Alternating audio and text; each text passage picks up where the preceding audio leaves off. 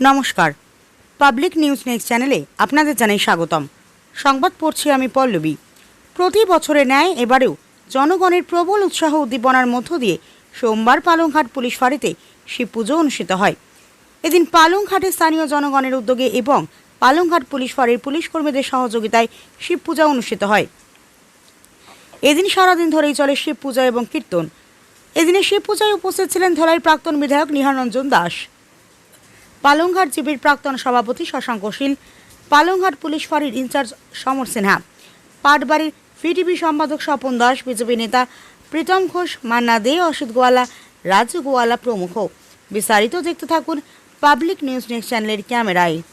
আজকে আমাদের পালংঘাট আউটপোস্টে যে মহাদেবের কীর্তন অর্চনা আরম্ভ হয়েছে, বিগত দিনেও অনেক হয়েছে। আমরা শিবরাত্রির সময়ে অনেক কিছু হয়েছে, বা আজকে আমাদের এখানে প্রত্যেকের সহযোগিতায়, জনগণের সহযোগিতায় এবং পুলিশ বিভাগের সহযোগিতায় আমাদের এখানে আজকে সারাদিন ব্যাপী কীর্তন চলছে এবং প্রসাদ বিতরণ হচ্ছে। আর এখানে আজকে রাত অবধি এখানে কীর্তন হবে, সবের সহযোগিতায় চলছে এবং প্রসাদ বিতরণ হচ্ছে। প্রসাদ সবে গ্রহণ করিতেছি প্রত্যেক জনগণ। বলেন। প্রথমে নমস্কার।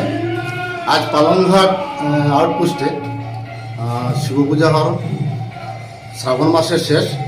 ওই শিব পূজায় আমরা পালংঘাটের যারা জনগণ আছে, জনগণের সহযোগিতায়, যেহেতু একটা পবিত্র স্থান, আমরা পালংঘাটে পুলিশ ফাঁড়িতে শিব মন্দির আছে।